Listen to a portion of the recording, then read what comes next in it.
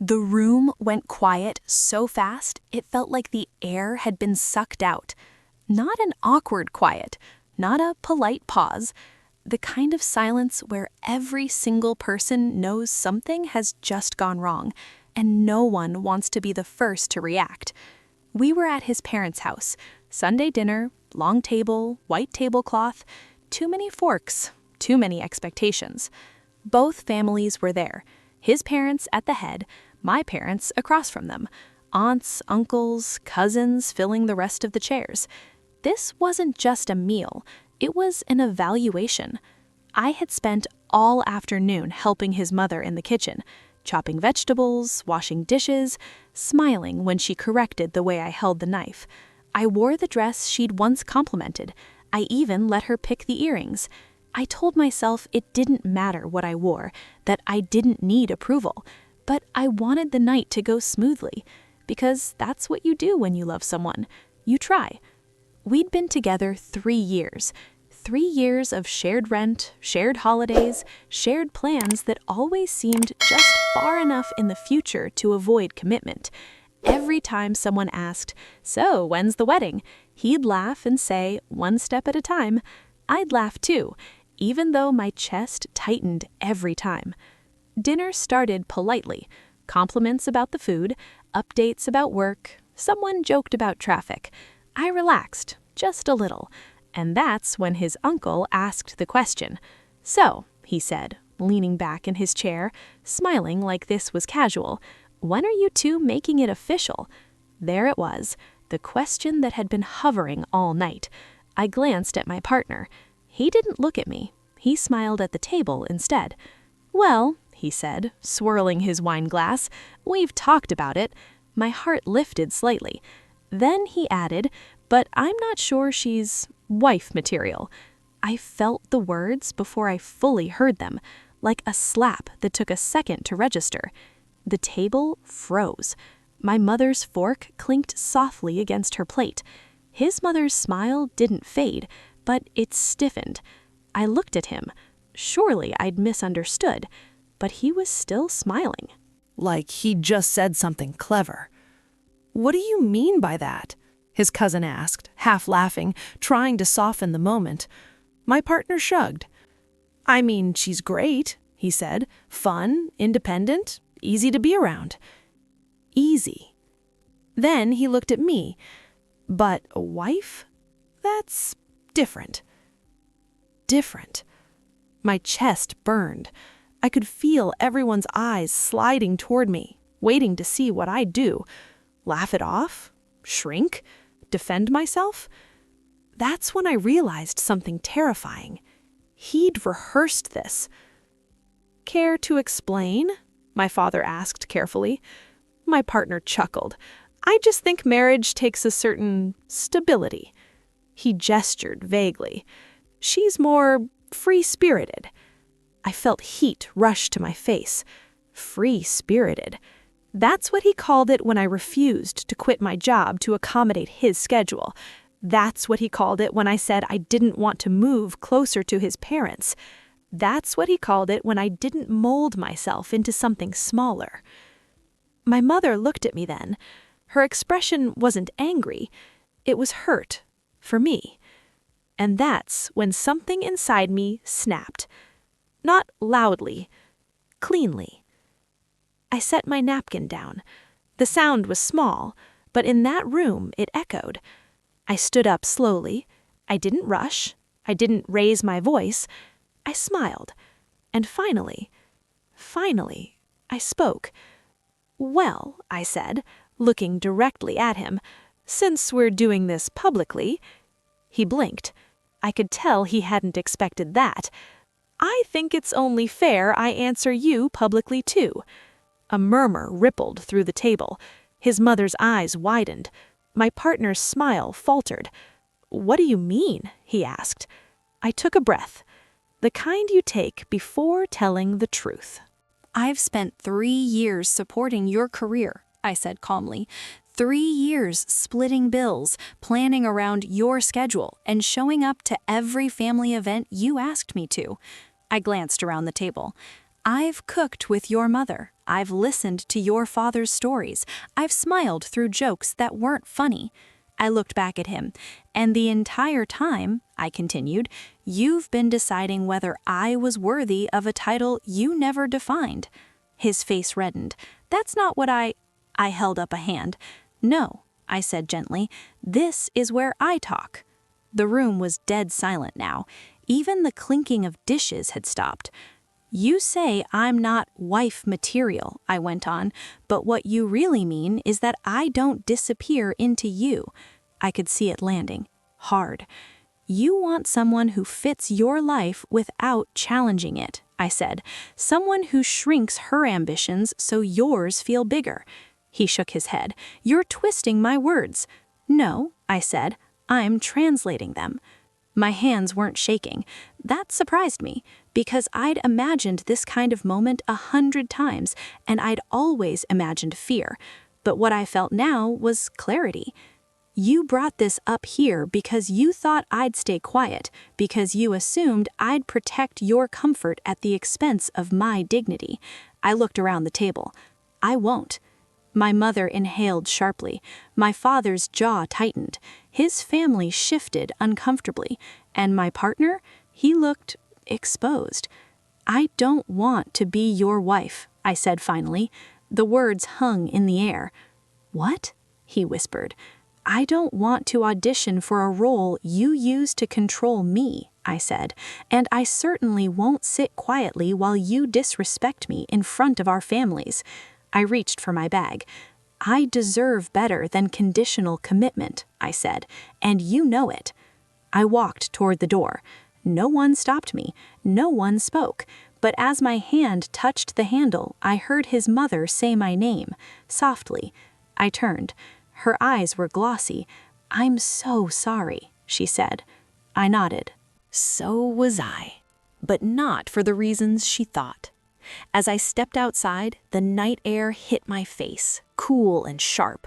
My heart was pounding now, not with regret, with relief, because I'd just done something I never thought I would. I'd chosen myself, and the fallout? That was still waiting inside, because what I said at that table wasn't the end.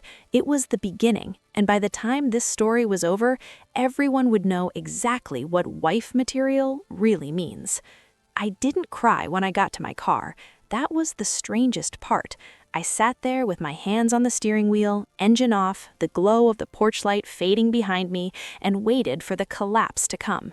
It didn't.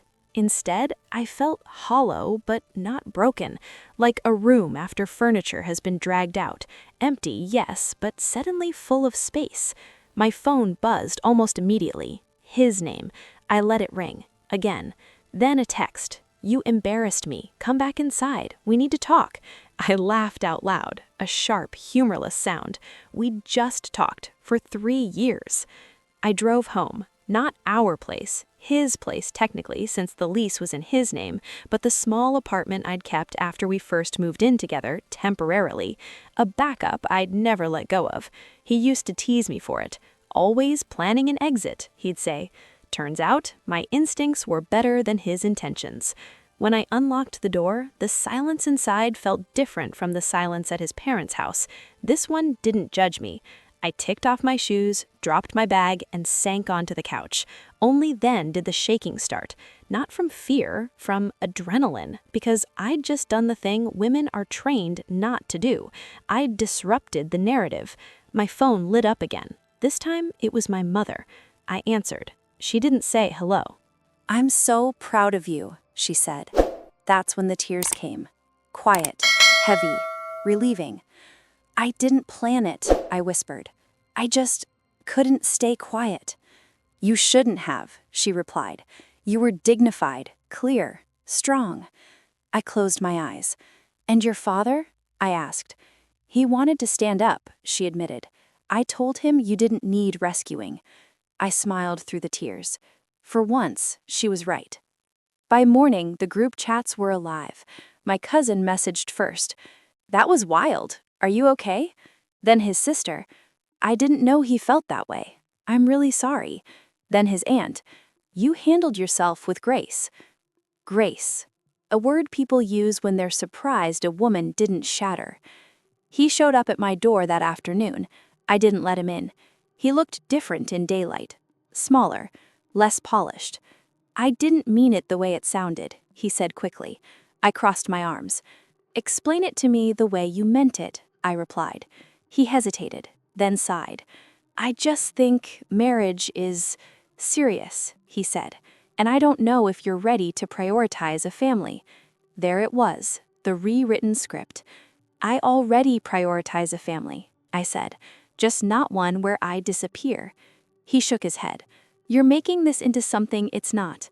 No, I said calmly. I'm finally hearing it clearly. He stepped closer. I love you, he said. I believed him.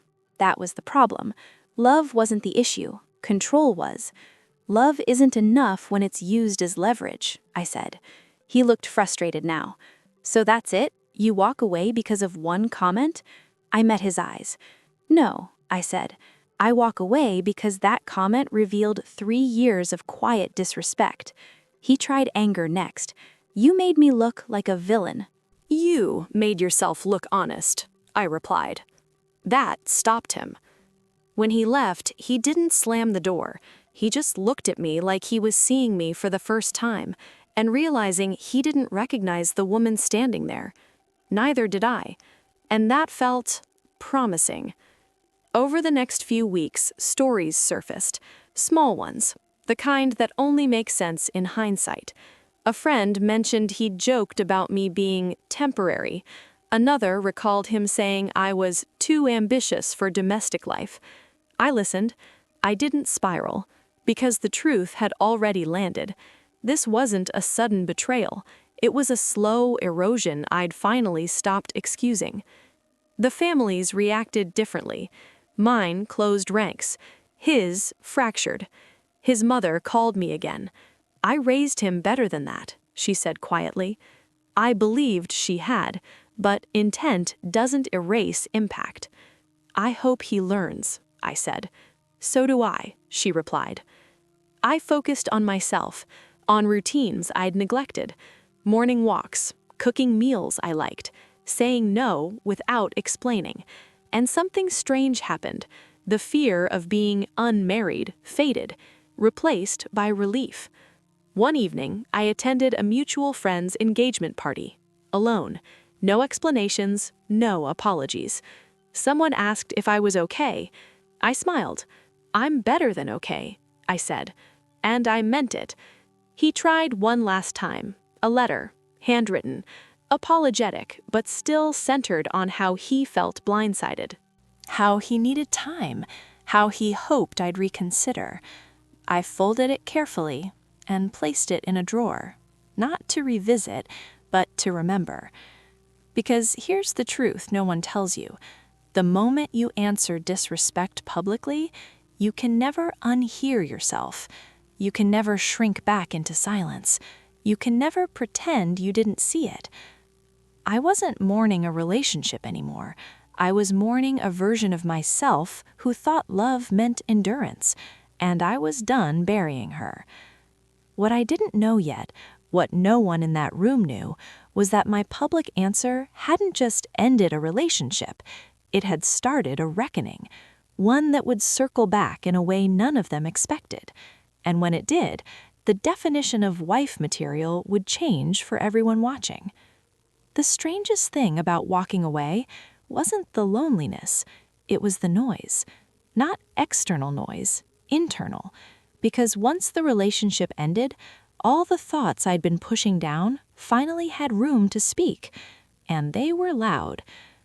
At first, I kept expecting him to reappear, not dramatically, just casually. A text about something trivial. Did you see this? A reason to slide back into familiarity. But days turned into weeks, and nothing came. Which told me something important. He didn't miss me. He missed the version of me that didn't challenge him. People treated me differently now, not in a cruel way, in a careful way, like they were handling something fragile. "You're so brave," someone said at work. I smiled politely, but inside I thought, I wasn't brave. I was cornered. Bravery implies choice. That night, silence wasn't an option. The first real test came a month later. His cousin invited me to her birthday dinner. "He might be there," she warned gently. "I understand if you don't want to come." I surprised myself. "I'll come," I said, not because I wanted closure, but because I refused to reorganize my life around his comfort anymore. The restaurant was loud. Warm lighting, clinking glasses, laughter bouncing off brick walls. I arrived alone, confident, whole. He was already there, sitting at the far end of the table. Our eyes met briefly. He looked away first. That told me everything. Throughout the night, people floated between us. Conversations overlapped, stories were shared, and slowly, subtly, something shifted. People weren't watching me to see if I'd break, they were watching him, to see how he'd handle the woman who no longer deferred. At one point, someone joked about marriage, a harmless comment. I laughed, easily, naturally, no flinch. His fork froze midair. I caught it, didn't acknowledge it, didn't need to. Later, as I stood near the bar, his sister approached me. "I owe you an apology," she said. "For what?" I asked. "For not speaking up that night," she admitted. "When he said that thing, I knew it was wrong." I nodded. "I didn't know how," she continued, "but seeing you stand up for yourself like that, it changed something." I felt a quiet warmth spread through me, not validation, impact. That night, I walked home alone under streetlights, and for the first time since the breakup, I realized something startling. I wasn't grieving anymore. I was growing. The calls started after that. Friends of friends, women I barely knew. "I heard what you said," they'd tell me. "Something similar happened to me." Stories poured out. Partners who belittled them publicly, families who laughed it off, silence mistaken for peace. And every time I heard the same sentence, "I wish I'd said something." One afternoon, I got a message from his mother. Not long, just a request. Could we talk? I hesitated, then agreed. We met at a cafe. She looked tired, older. "I raised him to believe women should be respected," she said quietly, "but I also raised him to believe he was always right."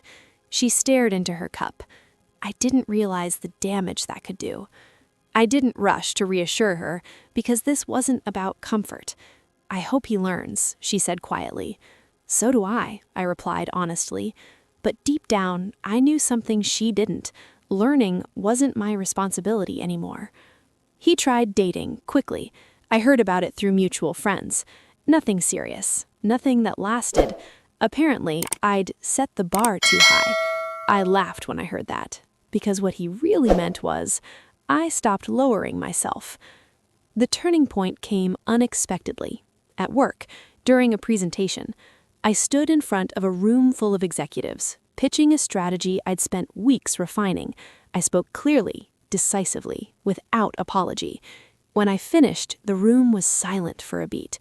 Then applause, real applause, not polite, earned. My manager smiled at me like he was seeing me differently, and in that moment, it clicked. I hadn't just found my voice at that dinner table, I'd reclaimed it everywhere. That night, I looked at myself in the mirror longer than usual, not critically, curiously. I looked like someone who trusted herself, and that felt new. The world didn't end because I spoke up. My family didn't abandon me. I wasn't labeled difficult or unlovable. If anything, doors opened, conversations deepened, respect shifted. But there was one loose end still hanging, one conversation I hadn't expected, one that would force everything into the open. Because sometimes, when you answer disrespect publicly, the echo comes back louder than you ever imagined. And when it did, it wouldn't just be about him. It would be about the lie we'd all been taught, that a woman's worth is measured by how quietly she fits, and that reckoning was coming next. The invitation arrived on a Tuesday afternoon, not in the mail, not through a mutual friend, straight to my inbox. Subject line: Family Engagement Dinner, formal invitation. I stared at the screen longer than I should have, because I already knew this wasn't just an invitation, it was a stage. I opened the email slowly. His cousin was getting engaged. Big celebration. Both families, extended relatives, friends, the works. At the bottom of the message, one line stood out. "We would love it if you attended. You're still considered family to many of us." Still, that word landed heavier than any insult. I didn't respond right away. I didn't need to, because the real question wasn't whether I should go, it was whether I was done being afraid of being seen. That night, I sat alone on my couch, phone face down on the table, replaying that dinner over and over again. The way the room had gone silent, the way my voice hadn't wavered, the way something irreversible had happened the moment I spoke. I realized something then. I wasn't scared of him. I was scared of what else might come out of my mouth if I gave myself permission. I said yes. The night of the dinner, I wore red. Not loud red, not dramatic red. The kind of red that says, "I didn't choose this color for you." I arrived alone. Again, but this time it didn't feel like a statement. It felt natural. The venue was elegant. Candlelight, long tables, soft music. And tension. Thick, unspoken tension. I felt it the moment I walked in. Conversations slowed, heads turned. Not with judgment, with curiosity. He was there. Of course he was. Standing near the bar, laughing a little too loudly, posture just slightly too rigid. When he saw me, his smile froze, then returned, thinner, more cautious. I greeted people politely, warmly. I didn't avoid him. I didn't seek him out. I existed, and that alone seemed to disrupt the balance. Dinner was served. Toasts were made. Jokes landed. Then his uncle stood up. The same uncle who'd asked the question at that infamous dinner. The same uncle who had unknowingly detonated everything. He raised his glass. "Family," he began.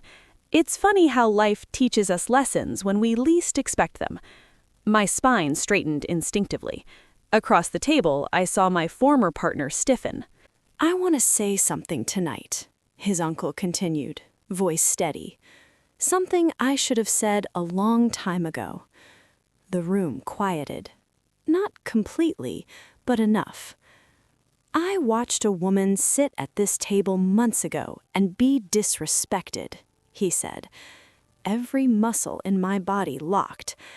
And I watched her respond with more dignity than most people manage in a lifetime. The air shifted. This wasn't planned. "I won't pretend I understood it fully at the time," he went on, "but I do now." I felt my pulse in my ears. "This family values strength," he said, "but we confused strength with dominance." Silence. Thick. Unavoidable.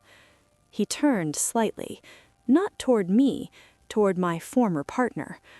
"And I'm sorry," he said plainly, "for not stopping it." The words echoed. Some people looked down, others nodded. My former partner's face flushed. I didn't move, didn't smile, didn't react. Because this wasn't about vindication, it was about truth finally being spoken aloud. Then something unexpected happened. His mother stood up. Slowly, deliberately. "I want to add something," she said. Her voice trembled, just a little. "I watched that night too," she said, "and I told myself it wasn't my place." She looked directly at me, and I was wrong. The room was utterly silent now. I raised a son who believed love was something to evaluate, she said, and I didn't challenge that belief when it mattered. She swallowed hard. I'm sorry. That was the moment something deep and old finally cracked open, not in anger, in release. I stood up, not because I planned to, not because I wanted attention, because sitting suddenly felt impossible. I didn't come here expecting this, I said. My voice was steady, clear. I didn't come here to be validated. I looked around the table. I came because I no longer believe silence is the price of belonging. A few people nodded. Some exhaled. Others looked stunned. I was told I wasn't wife material, I continued, and for a long time I wondered what that said about me. I paused. Now I understand what it said about the person saying it. No one interrupted. No one laughed. No one dismissed it. I don't need an apology to move on, I said, but I do believe accountability matters, because someone else will be sitting at a table like this one day. My gaze flicked briefly to my former partner. She deserves better than silence. Then I sat down, hands calm, heart racing. He didn't speak for the rest of the night, not once, not even to defend himself.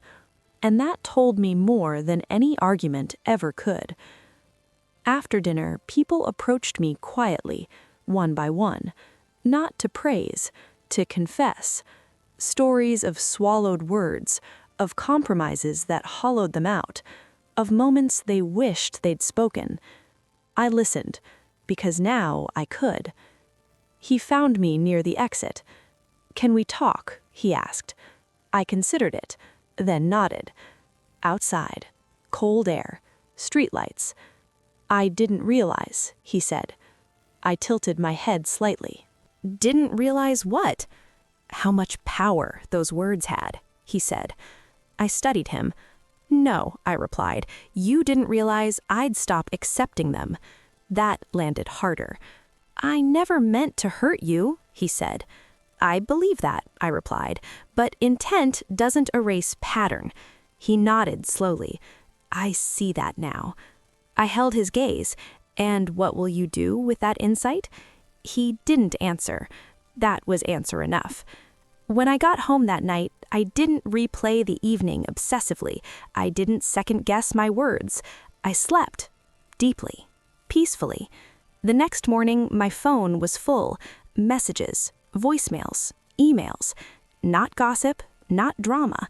Recognition. From colleagues, from acquaintances, from women who'd been listening quietly their whole lives. And I realized something profound. That dinner wasn't the climax. It was the mirror held up not just to him, but to everyone watching, including me. Because standing up for myself publicly hadn't made me harder, it had made me honest. And honesty changes rooms. It changes relationships. It changes futures. But the final chapter of this story wasn't about what he lost.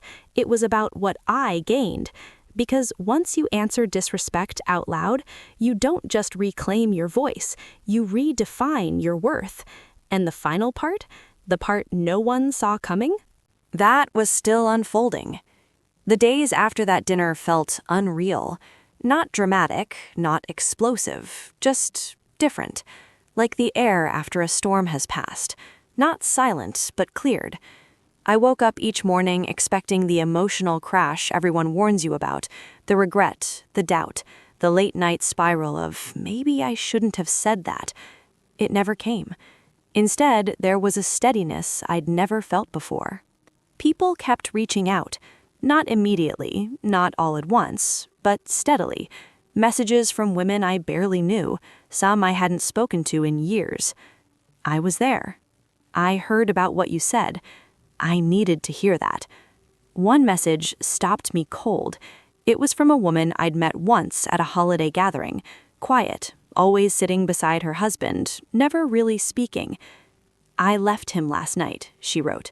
Not because of you, but because you reminded me I'm allowed to answer out loud. I stared at my phone for a long time, because suddenly this wasn't just my story anymore. My former partner disappeared from my life after that. No dramatic goodbye, no angry texts, no attempt to reclaim the narrative. And that, more than anything, confirmed what I'd already learned. Men who rely on silence crumble when it's gone. His mother sent me a letter a few weeks later, handwritten, careful. She thanked me, not for humiliating her son, but for forcing honesty into a room that had avoided it for decades. "I see things differently now," she wrote, "and I will not be quiet again." I folded the letter gently and placed it in a drawer, not as a trophy, as proof. Something unexpected happened at work, too. My manager called me into his office, not for gossip, not for concern. "He's noticed a shift in you," he said. "You speak with more certainty." I smiled. "That's not accidental," I replied. He nodded. "We're opening a leadership position next quarter," he said. "I want you to consider it." I didn't hesitate. "I will," I said, because I no longer second-guessed whether I was allowed to take up space. My parents changed too, not overnight, but subtly. They stopped worrying aloud about my timeline, stopped asking when I'd settle down, started asking what I wanted next. One night, my father said something I never expected to hear. "I'm glad you didn't stay quiet," he said. "I wish your mother had spoken like that more often." My mother squeezed his hand and didn't argue. I ran into my former partner once more, months later, at a bookstore, of all places. We froze when we saw each other, then relaxed, like two people who finally understood the ending. "You look well," he said. "So do you," I replied. We stood there awkwardly for a moment. Then he spoke. "I've been thinking a lot about what you said," he admitted. "About control, about evaluation." I nodded. "And?" He swallowed. "I'm in therapy." I studied his face. He looked humbled. "I hope you're learning," I said sincerely. "So do I," he replied. There was no apology. There didn't need to be. We'd already said the words that mattered. That night, I thought about the phrase that had started everything, wife material. How casually it's used, how often it's meant to shrink, to rank, to warn women to behave or risk disqualification. And I realized something important. Wife material was never a compliment. It was a leash. I started writing again, not for an audience, for myself. Pages filled with things I'd swallowed for years, moments I'd excused, silences I'd mistaken for peace. And slowly, a new definition emerged, not of wife material, of partner material, someone who doesn't audition you, someone who doesn't fear your voice, someone who doesn't confuse love with ownership. A year later, I hosted a dinner. My place, my table, my rules. Friends gathered, laughter filled the room, stories overlapped. At one point, someone joked, "You'd make an incredible wife." I smiled, then corrected them gently. "I'd make an incredible me." The room erupted in laughter, but I meant it. Here's the truth I wish someone had told me sooner. Public disrespect is not a mistake. It's a test to see if you'll swallow yourself to keep the peace. And the moment you answer out loud, you don't just fail the test, you expose it. My partner once said I wasn't wife material in front of our families. What he didn't realize was that he handed me the one thing I'd been missing: permission. Permission to stop explaining, permission to stop enduring, permission to stop proving my worth to people invested in my silence. I didn't lose a future that night. I lost a cage, and I walked out standing tall, not because I wanted revenge, but because I finally understood something powerful. A woman who speaks for herself publicly is no longer manageable, and that's not a flaw, that's freedom.